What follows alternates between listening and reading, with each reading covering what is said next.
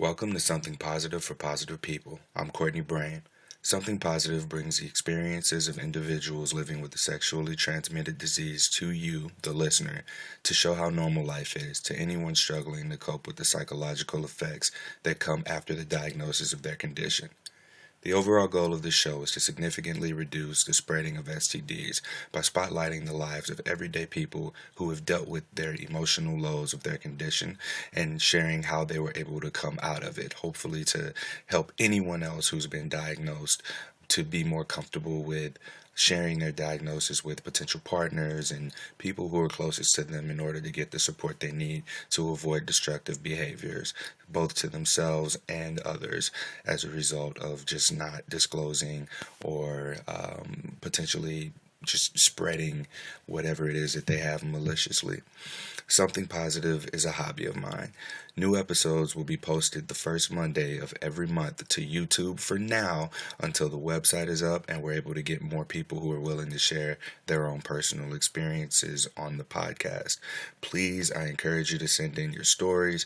Any feedback that you are willing to give after listening to this episode is definitely appreciated in order to help grow the show and make it a much more positive experience for everyone.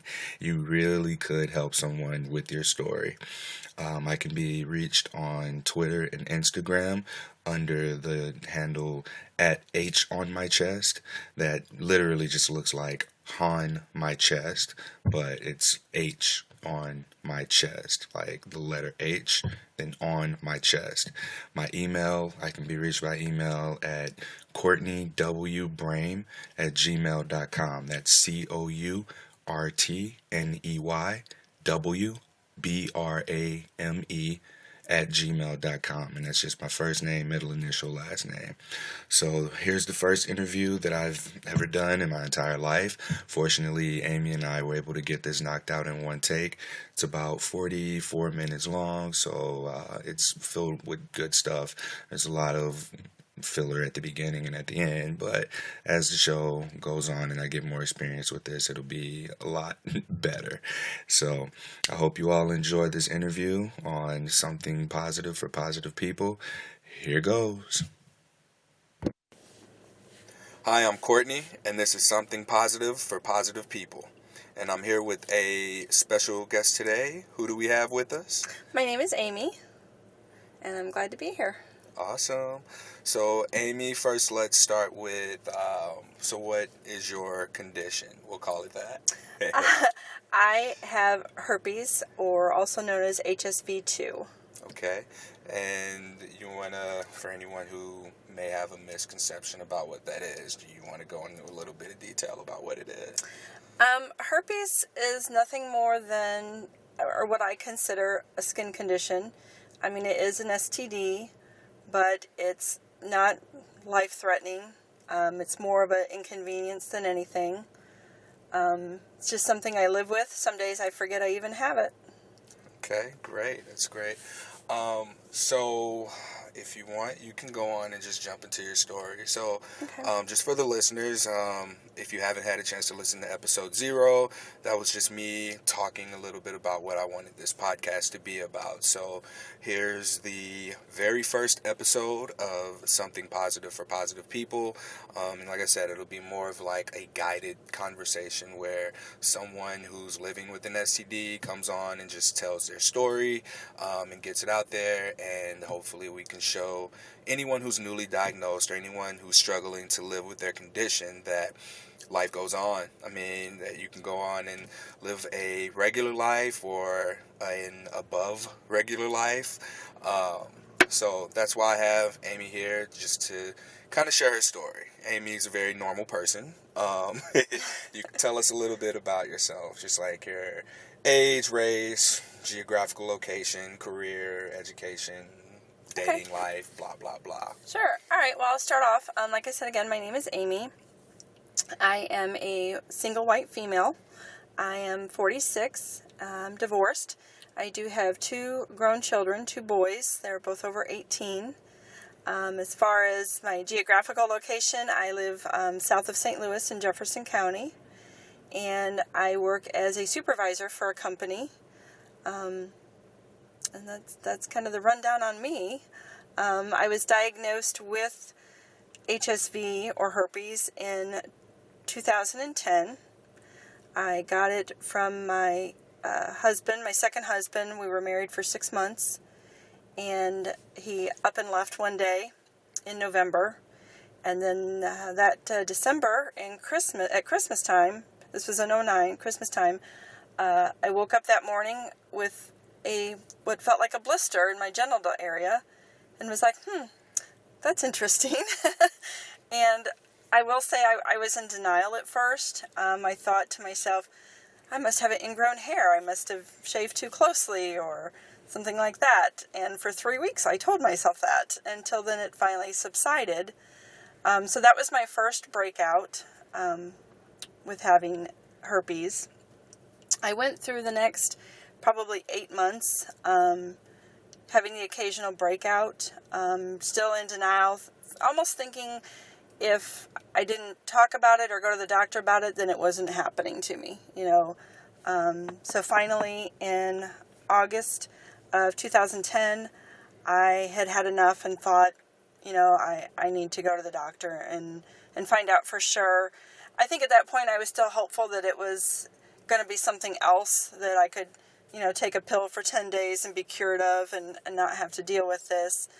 So the doctor was actually really good. When I went in and talked to her, she was pretty adamant, thinking that it was going to be herpes. She gave me some information and sent me down to the lab to have my blood drawn, and then called me a couple days later with the confirmation that yes, I was positive for HSV2. And she had already given me the information, and that was pretty much it. I was kind of left on my own at that point to do my research, figure out what I wanted to do, how, if I wanted to take daily meds, if I wanted to tough through the outbreaks, things like that. So after what I had been through those 8 months since my first outbreak, the next time I got one, I was like, no, I'm not doing this. I went to the doctor, and then I right then had her start me on the daily suppressive therapy. I take it's the generic of Valtrex. It's acyclovir. I take 1 tablet daily, and for the most part, it keeps my outbreaks at bay. Every now and then, I might feel like I'm starting to get another outbreak coming on. Typically, for me, when I can tell, it's different with different people.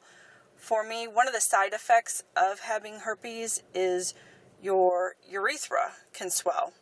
Oh, I didn't know that. Yeah, and so it makes you feel like you have to urinate a lot.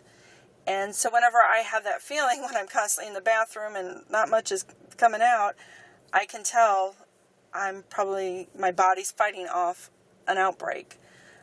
Typically, when it does happen, it's usually right around my monthly time, because there's other stuff going on in my body, or to be blunt, if I've recently had a lot of sex, not like not like a lot, but with if I'm dating someone and we're to just getting it in. You know what I mean? Yeah. Or if it's a little bit rougher than normal, that might, it's going to irritate the skin, which is then going to cause your body to try and have an outbreak. And so whenever I get that feeling, I just double up on my medicine. I take 1 in the morning, and then I take 1 at night again. And I'll do that for 3 or 4 days, and it subsides. Of course, during that time, I'm careful not to have, intercourse during that time, and, washing the hands and things like that to help, prevent it from spreading. But other than that, most of the time I forget I have it. It's just not an issue with me. So in dating, my question to you is, do you date people without it? Do you date people who only have it, or what? I've dated both. Okay. So a little bit about my dating life. So, like I said, after my husband had left, and I'm assuming that's why he up and left, because I knew I was clean before him and I had gotten together. Mm-hmm. And of course I found out afterwards he had been running around and stuff. So, 1 and 1 together, you get 2. So, in my case, I got HSV too, but That's going in my stand-up routine. So I started just kind of dating here and there, but the moment it would start to get to a point where it might get physical, I would make an excuse not to see the person anymore because I didn't want to have that conversation. I didn't know how to have the conversation. So I did a lot of praying and soul searching and how do I do this? And finally I met a gentleman and we really hit it off, and I thought, I'm going to give this a try. I'm going to have the conversation, the talk, with him. Yeah. I crashed and burned. It was horrible. Do you remember the conversation? I remember sitting on my couch and telling him, I have to tell you something. And my eyes started welling up. And I mean, he probably, I can only imagine what he thought I was going to tell him. And I'm bawling. I'm like, I have herpes, my ex-husband, and I'm just like, in hindsight, I'm like, oh my gosh, I would have run out of the house screaming. This poor guy to be my guinea pig of telling and having to talk with, I felt horrible. And of course, he took it horribly. Who wouldn't? It's all about presentation, and that one I just, like I said, crashed and burned. And then after that, so what happened after that, that was like in May of 2011. So I kind of stayed single for a while, and then this is kind of something that I would advise for people. In November of 2011, I got back together with an old boyfriend. We started dating, and I knew he would be accepting of it because he was just, not to be arrogant, he was very much in love with me still. Oh, you had that spell on it. Right. So I knew, and when I told him, and I told him over the phone, I said, well, I would like to get back together, but you have to know I have herpes. And he just right away, I don't care. Oh. And so we got back together. We were together about 6 months. We actually got engaged. And then I was realizing it one day, I didn't love him. I didn't want to be with him. I was with him because he was accepting of me. Yeah, it was out of convenience. Yeah. I didn't have to have the talk with anyone. Here was somebody who was willing to accept me the way I was. I think that's a really good point because a lot of people, can find themselves settling for less than what it is that they really want just out of that convenience. Like, this is the very first person who's accepted me. Right. And I no longer have to worry about that rejection of talking to someone who, I could potentially fall for and then them completely hurting my feelings. This is just the easy thing to do. And just because it's easy doesn't mean it's right. So I think that it's really important that, we really touch on that point there. What is it that made you realize that you didn't love him? Like that you were with him because he accepted you? How did you come to that conclusion? Honestly, it's kind of a funny story. I was listening to the radio, and the guy on the radio was talking about how he had been on his vacation with his family, and they had a flat tire.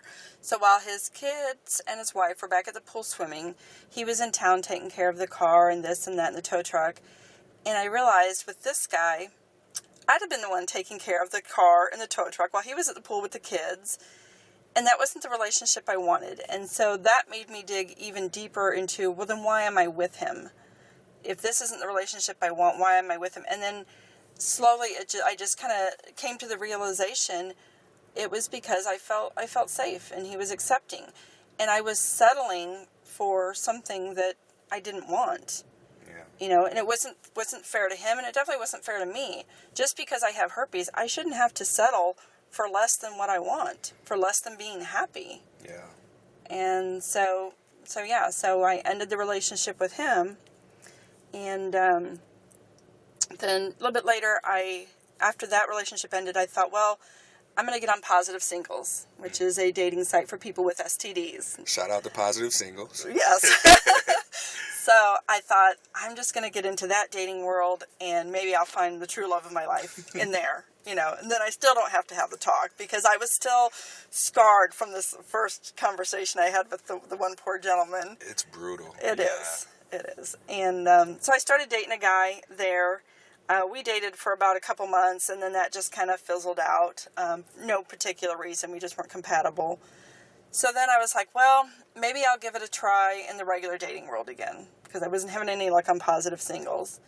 And I have to say, one of the things with Positive Singles, you go on there and you expect that everybody you meet is going to be different than the other dating sites, and they're not. you still have your jerks on there. You still have the guys perusing just for sex. You still have everything else that you have on the normal dating sites. Just because they have herpes, they're not going to be any more upstanding than somebody else. Yeah, I mean, positive singles, negative singles, we all deal with the exact same stuff. Right. And I mean, it's that's another thing too, is that people think that it's harder dating with an STD, which yes it is, but we still deal with the same problems. Like you still deal with people being the kinds of people that they are. I mean, if you're after sex, you're after sex. If you're after a relationship or a friendship, or you don't even know what you want, then these are the same things that you still have to deal with. And there's always still the paradox of choice, where you're at a point where you're interested in someone, you're conversing, and then the next best thing comes along, and then your attention's gone on to that. It's like squirrel, squirrel, squirrel, and you just continue to play that game. So that's another thing that it's important to notice. And I mean, negative people have to deal with the exact same thing that that positive people have to deal with as well. So sorry, I didn't mean to. No, that's fine. No. So So you got back into the real world. So I got back into the real world. Met a gentleman who who I dated for about 6 or 7 months. The thing with him was, and I really did like him. This is kind of a side note. He was actually paralyzed from the chest down, so sex wasn't even an option. So it's funny. He had the best reaction of anybody, because when I still needed to tell him, he still deserved to know, because there's still some physical stuff going on. I remember we were at a restaurant, and I went to tell him, and I was still kind of scarred from the previous conversation with the guy, and I was like, I have to tell you something. And he said, what? And I said, and he says, what? And I said, I have herpes. And he goes, oh. And he leans in, he says, well, I have to tell you something. And I'm thinking, oh, maybe he has it too, But he leans in, he says, I have this thing where my legs don't work. And I just started laughing. I was like, oh my God. He was just like, so what? And I was like, oh my God. It made me laugh. It was probably the best reaction I've had from anybody, and I don't think it gets any better than that. Right, yeah. It was just so funny, and he just... Like, what? You have herpes? I can't walk, so... Right. Yeah, there's worse things in life. Yeah. So I mean, we're still friends. It didn't work out dating-wise, but I kind of got my heart broke after that with him, and so after that, I started reaching out and looking for support groups, because I felt very alone.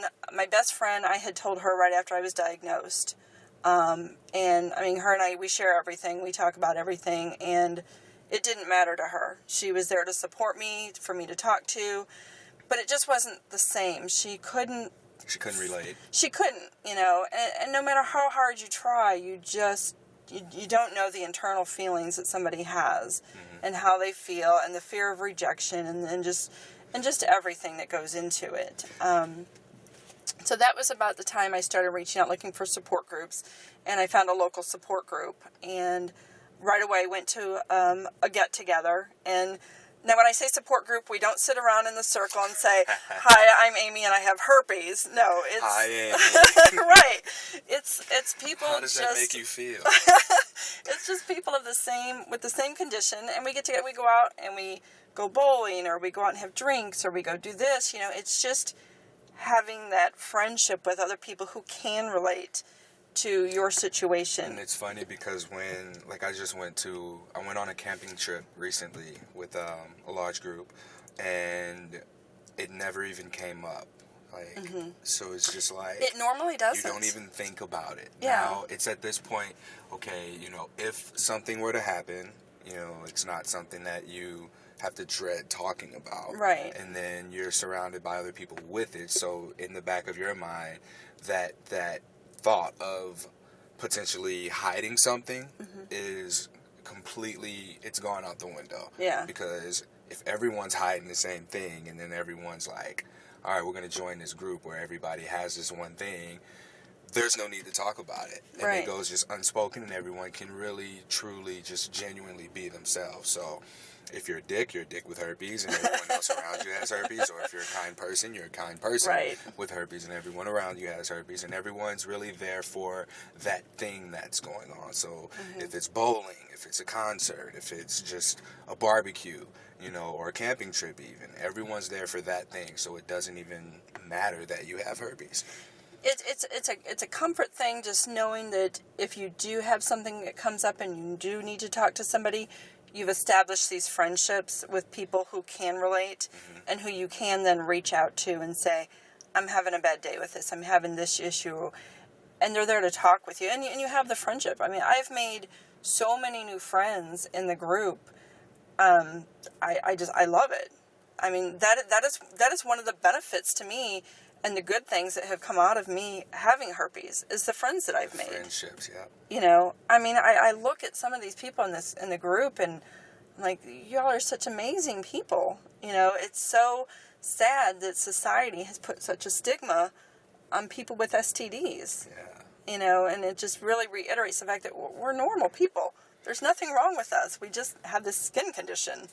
And one of the things that makes it worse, like, I often joke about that, like it's just genital acne. So, one of the things that I feel is an issue is with society placing such a stigma on it, or stigmatizing it as much as we have, and, you know, I'm guilty of it. Like, before I knew I had it, I'd be like, oh, you don't want to drink that, you might get herpes, haha. Joke's on me. Right. But with that, you know, it really does discourage people from disclosing. It makes it it makes it to where people who do have an STD don't even want to disclose to anyone in fear of rejection. And I feel that does contribute to the spreading of it, because no one wants to take that risk. No one wants to potentially be rejected. I mean, it's a terrible feeling. It's a very fear-driven emotion, and it's scary, and you don't want to be turned away. There's a lot of shame, guilt, embarrassment that comes with it, and the safe thing to do is just not say anything. So, I mean, I want to use this opportunity to really just encourage everyone to, you know, be brave, you know, start with telling someone close to you, and then, you know, it gets easier. The more people you tell, the easier it gets. And I mean, if there's someone in your life who you feel, you know, that you're really, really close with, that you can't tell in fear of them judging you or sharing your secret, it may be time for you to start reevaluating some friendships. And Absolutely. fortunately for me, I've not had to deal with that. You know, everyone that I've told has been very, very supportive in my close circle of friends. And now that I'm telling the world, I mean, there may be a few more people now who are just like, you what? Ew. So that's my little talking point there. It's funny, because like I said, I have 2 grown boys, and every now and then a herpes joke will get made in the house or something, and I just kind of, Oh, they don't know? They don't know. My kids don't know. Now, Yeah. now, like I said, my best friend knows. A couple people I work with know. My mom knows. My sister knows. And I told these people when I was ready over time. Like I said, my best friend was the first person I told. I was the closest with her. I actually told my mom when the guy that was paralyzed, when him and I broke up, I called her on my way home from his house that night, just crying. I was upset, and I said, Mom, I have to tell you something, because I was feeling very unlovable, and what's wrong with me? And my mom's like, nothing's wrong with you. And I said, I have to tell you something, and you can't even tell my stepdad. And she's like, what? And I was just like, I have herpes. I got it from so and so, you know, my ex, and it was so, I don't even know the word. It just felt good to get it off my chest. It was liberating. Yes, thank you. Felt there was a weight lifted off of your Yeah. shoulders. And my mom, it was just, I mean, she's like, that doesn't matter. You know, she was so supportive. And it's funny, and then later I ended up telling my sister, and told a couple other people, just as it comes up, you know, people that I feel comfortable with and close with, and that I know aren't going to judge me for it. Yeah. You know, and now when I say, like, this I call it support group, but my friends Yeah. that I go out with, that we have this in common. If I say, oh, I'm going out with my support group, my mom and sister, they know who I'm going, where I'm going and stuff. And, it's just been, I've definitely, living with it has been a change in my life. It's definitely changed the way I've dated, but it's also kind of changed it for the better. Yeah. I'm more selective in who I will date now, because I might meet somebody that normally I would have went out with, but now I'm like, is this somebody I even want to share this conversation with? No, it's not. So why waste my time? Mm-hmm. So I've definitely tried to focus on all the good that has come out of it. I actually got closer with my mom by telling her it, because I felt like then I could tell her anything. There's so much strength in that vulnerability and sharing something that is very, very personal and difficult for you to share. And when you're able to open up to someone, it demonstrates a lot of strength. Oh, yeah. And for them to be able to accept you, that just gives you a little bit more confidence in, yourself, or being able to select the people around you. Of course you can't choose your mother. Right. But Right. that just opened up the door for you to be able to tell her, almost anything, and have that support coming back from her. So you could be having a terrible day, you could be going through something else that you may not want to share with anyone, but now okay, this person's here for me, that person's here for me, I can tell this person anything. And that's just all in just sharing this thing that happened to you. And it's, you got it from a marriage, right. And people immediately think, oh, this person slept around, they got herpes. And it takes once. All it takes is once. That's one time. That's and that's kind of the last gentleman that I had the conversation with. He thought about it, and he opted not to continue a relationship with me. Fine, it's totally his choice. But the thing I always think of is, you're almost safer with me, because we're always going to use protection, for one. I know when I have an outbreak coming on, so we can avoid it. You could hook up with some random person, them not tell you, and you're going to get it from them. At least with me, you know what you're dealing with, and we know how to be careful and what the signs are to prevent it. Because there are people out there, I tell everyone that I'm potentially going to be with about my condition, if it gets to that point. There's people plenty out there that don't. There are people that will not disclose. They will just have unprotected sex with somebody and pass it. And it's just, I don't know, I always just felt like you're safer with me. Yeah. Your odds are better with me than with some random hookup. That's a good attitude to have about it. There's so many different mindsets that you can adopt. You can go on with this and just be like, you can just fall into a sad state thinking like dating life's over, because there are people who've been like, oh my God, now I can't just hook up anymore. Now I have to disclose this. And it's like, think about what you just said. Now you can't just have sex with anybody. Right. So now you have to be more selective. Now you have to decide what it is that you really want. And if hooking up all the time is something that you want to do, then it's good for you to know that. Just take other people into consideration when you do. And it could be time for you to evaluate some sort of a long-term relationship and look at the things that you want outside of just someone to hook up with or have sex with. Yeah. Well, and to the people out there that's all they're looking for, that's what Craigslist is for. I'm serious. Putting that out there, I've got herpes, but I'm looking to hook up. I guarantee your inbox will be full. Guarantee. There's ways to work it, and not put your face out there right away. Craigslist has been great for me selling furniture, buying furniture. I felt safe on it. Shout out to Craigslist. Right. I even for a while shout out to Plenty of Fish, but I had an ad on there, I know, without my picture, but just put in there, I have herpes, and I gave a long explanation and information about it, and you wouldn't believe how many, I had some men contact me and just say, I want to let you know, I respect you for putting that out there. But I had a lot of men who were still interested in meeting me. Oh, awesome. And I kind of sometimes wonder, was it because they didn't have a problem with it, or was it because maybe they had it too, but were in denial and were like, and that's why they were kind of jumping on my ad and stuff. And some people, of course, just curiosity. As a man, I can see someone just being like, oh, she isn't getting any, so I could probably hook up with her real easily. Right. Like, I could see that happening as well. Yeah. So, yeah, watch out for that. Right, yeah, definitely be careful. Be careful, be smart. So, but on this note, one question. So, you didn't immediately just jump into dating after you found out? No. Okay, that's very good to point out.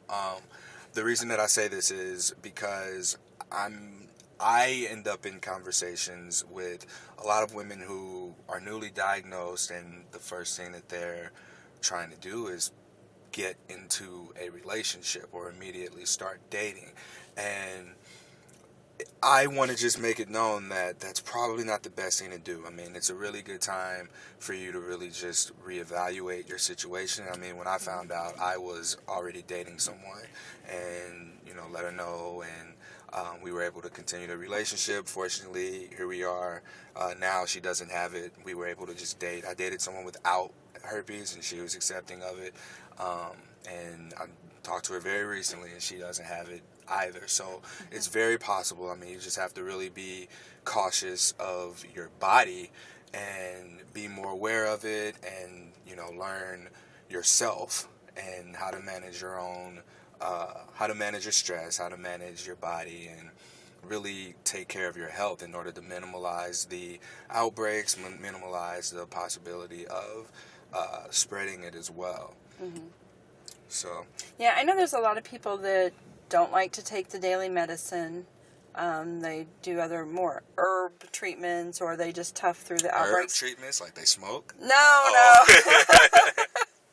We're talking about like leaves, herbal, Chinese tea or something. Stuff, things like that. Lysine, I know I've heard about, and that's fine. I mean, you do what works for you, what's best for you. For me, I want that daily pill because I don't want to deal with it. I don't want to try the alternative methods. It works for me. It's what I want. And so that's what I do. So you just have to do what works for you, what you feel comfortable with, and don't let anybody else tell you, oh, well, you shouldn't be doing this, you should do this instead. No, you do what works for you. You know your body. Yeah. And you can read the signs. And after a while, especially if you're newly diagnosed, it'll take a little bit, but you'll start to notice the signs. And like I said, with me, it's because I feel like almost like a bladder infection or something coming on. I have to pee all the time, but there's nothing there. And then that's just one of the side effects of an outbreak for me. And so that's when I can tell my body's fighting off an outbreak. So yeah. But like I said, I focus on the positive out of being positive. You really don't have a choice. You don't. I mean, it's I've got it. It's not going away. So, but I mean, like I said, I've made so many new friends. I've gotten closer with my family because of being able to talk to them about it. I've become more selective in who I date. And for myself, I shouldn't have to settle for someone just because I have herpes. Yeah, because they're there. It's convenient. Yeah, because they're accepting of it. Well, maybe I'm not accepting of them because of their personality, or something, or whatever. And for me personally, realizing that I have herpes, like, granted, I'm kind of dating, but the thing is, I don't necessarily know what I want, and I think that it's very important for me to be upfront with that with anyone who I date or initiate conversations with about anything. So it's just like strictly friendships for me for now until I figure that out. But that's what having herpes has made me do. It's made me think, okay, what are the things that I do want in a partner? And, once you realize, damn, I don't know, then, I mean, that's okay. So, I mean, it's okay to not know what you want, and, I mean, have that decision made or have your mind made up about that, and then go on and do the things that you need to do for yourself. I mean, I've been able to really focus on my career.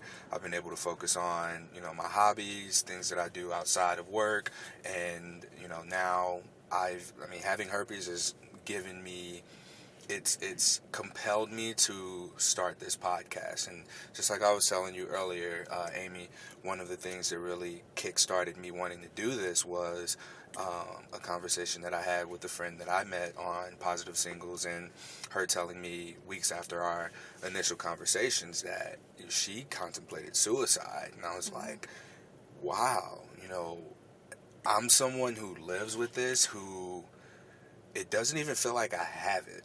until I have to tell someone. And when I heard that, or when I read that, because we were messaging, it was such a shock to me.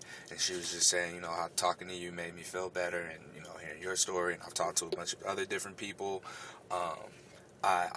It felt like there needed to be something like this for someone like that. And I mean, I hope that this can help someone cope, even if it's just one person. You know, I wanted for it to be able to help someone be able to realize, okay, life goes on, this thing happened to me, how am I going to handle it? And then be able to move forward from there. Yeah, and I mean, you're going to have your good days and you're going to have your bad days. I have bad days, you know, especially if you go through a rejection or something. I mean, it knocks you back, and it's hard to take. But you just gotta realize that, you know, it's not the end of the world. It's not. There's so much worse in life that you could have to deal with. You know, and you just kind of pick yourself up and move on, and, well, that wasn't meant to be then. Yeah. And you go on with it. And, you know, there's nothing wrong with having your down days. You just don't stay there. Yep, exactly. You know? I forget what movie it's from, but someone asked, you know, why do we fall back? Why do we fall down? And the answer is to get back up.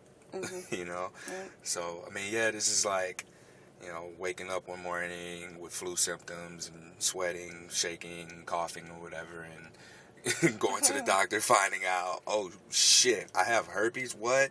Yeah. And going from immediately wanting to kill someone to, you know, to accepting it, and just elevating yourself through the emotional scale to come to realize, okay, I have this, here's how I'm going to handle it. It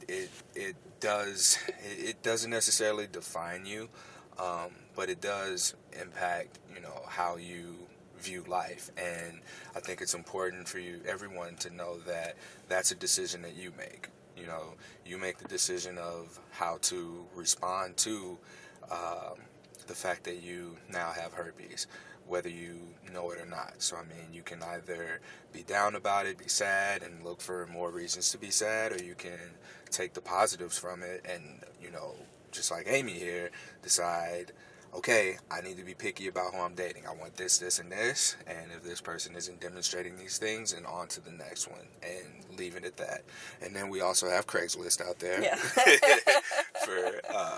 for anyone else. But I see you have your notes there. Was there anything else that you haven't gotten to cover yet? No, not really. I mean, one of the things, too, that I've noticed with people that in some of the groups that I belong to that are newly diagnosed, and I understand there's the whole range of emotions you go through, but I think sometimes they focus too much on the person that gave it to them, and you got to let that go. It doesn't matter. You've got it. Mm-hmm. You have it now, and nothing is going to change that. And it's one thing, I'm sure you're going to have some anger towards that person, maybe even some hate at first, but eventually you got to let that go and just accept it and deal with it in your life and move on. And I mean, life's not over. I mean, I never once have ever thought about suicide or anything like that. Like I said, I have my down days, you know, and that's when my best friend, she'll get an email or a phone call from me because I'm just like, yep. I feel like crap. I've got this, and I just feel horrible, and, you know, and I get it out, and then the next day I move on. Yeah. You know, eventually there's somebody out there for me, and if not, that's okay too. Yeah, we can just go adopt cats at the. I have 3 already.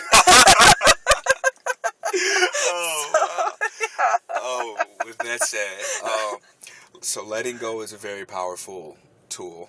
There's actually a book called Letting Go by David R. Hawkins. Have you read that? Because the way you said letting go, I was like, oh, she read the book too. But that was a really good book, and it helped me with managing my own emotions and dealing with everything in life. But specifically this, I was able to apply a lot of what was in that book to my daily life, and it's made me a much more positive person on top of already being a positive person. So there's that. So is there, I mean, what would you say is the most important thing that you've learned as a result of contracting HSV2? Would you say that it's to be more selective, respect yourself, more about who it is that you date, or what? What do you have for us? I would definitely say that's been a big part of it. Just it's made me more in tune with what I want in my life or who I want in my life. Like you were saying earlier, if you have a friend that you can't confide in and tell that to, you may need to reevaluate that friendship. And I had friends in my life that I'm glad we're no longer friends with when this happened, because I don't know how they would have reacted. And it's good to surround yourself with good people in your life. I mean, not only do I reevaluate the relationships I have with men or potential suitors, but with friends and people just every day in my life. And that's made a big impact in my life. And then just, like I said, anybody out there that is newly diagnosed, look for a local support group. Look on Facebook. There's all kinds of groups out there. Just anywhere, even on Positive Singles, look in a blog or something. Get with people that can really understand and relate to what you're going through, and develop those friendships too. And I mean, I've just made some awesome friends, in the groups that I'm a part of. And I sometimes wonder if I had it all, if I could go back in time and change it, would I? Yeah. And sometimes yeah, but sometimes no, I don't think I would. I've tried to take what most people would see as something bad in their life and turn it around and make it work to the good for me. Yes. And, you can do that with anything in life, but definitely this, and there's people probably out there shaking their heads, being like, nope. If I could go back, I'm getting rid of this. Right. Yeah. But for me, I've learned a lot. I've grown as a person from this, and I've accepted it. You never see how far you've come or how much you've done until you're far ahead from it, until you're, you don't see how far you've gone until you're at the top of the mountain and you look down, you're like, oh shit, like I'm way up here. Would I go back? Like, would I have come this far if I didn't have this motivation, this push, this drive, because I mean, if you look at a lot of, like, I'm big into superheroes. Every superhero had some sort of a tragic thing that happened to them before they went down the path of becoming a superhero. I mean, Spider-Man should have died. He was bitten by a radioactive spider. Batman's parents were killed in front of him. And here we are with herpes. Right. So that'd be an interesting superhero story. Yeah. Someone gets herpes and starts fighting crime. Herpes man. Herp man. Yeah. I mean, and for me being 7 years out, it is like you say. I look back when I was first diagnosed compared to who I am now, and it's just made the experiences I've gone through, the people I've met. I wouldn't want to give that up. It's made me become who I am now, and so yeah, I don't know. Some days I think I would go back and change it, but other days I don't think I would. It's kind of like having a baby you're not ready for, and then it's like, hey, if you could go back, would you have worn a condom? I love my kids. Right. That's kind of, I used to always relate like STDs to kids. If this was a game that we'd play, would you rather have an STD or would you rather have a kid? And there's so many jokes about it. The STD is cheaper. Right? Yeah, and you don't have to save up for college. Right. It's not going to total your car. The STD isn't going to get somebody else pregnant before it's ready. Yeah. But I think that's good. I don't know if oh okay. Ooh, perfect. Phone battery just went low. I think that's good. Is there anything that you would like to leave us with? I mean, on a positive note. Just, for people down in the dumps with it, just try to focus on the positive, and you will get through it. Life goes on. There's so much out there to experience and things to do, and there's so many people worse off. There's first world problems. I mean, there's people in countries that don't have running water.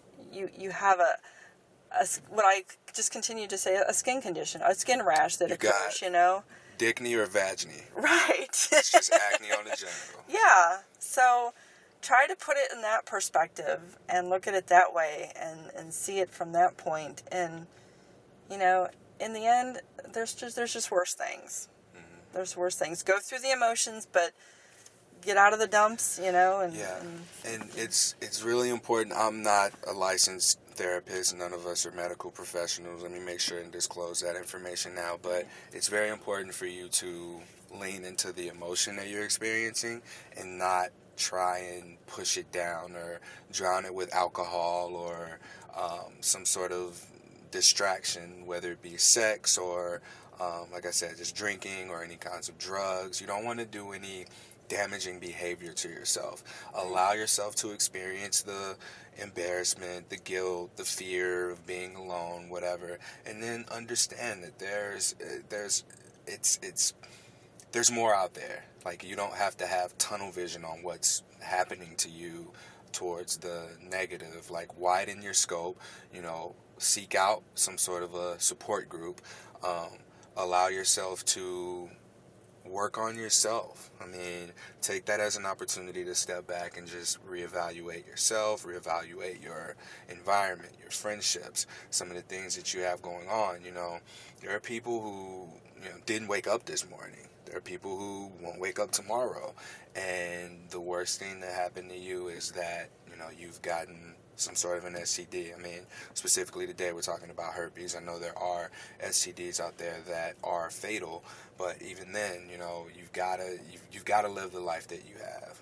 And however long that may be, I mean, yeah, I have herpes, but I could get hit by a bus tomorrow. That has nothing to do with me having herpes. So it's important to do the things that we really want to do. It's important to define what it is that we want and take the opportunity to really go for it.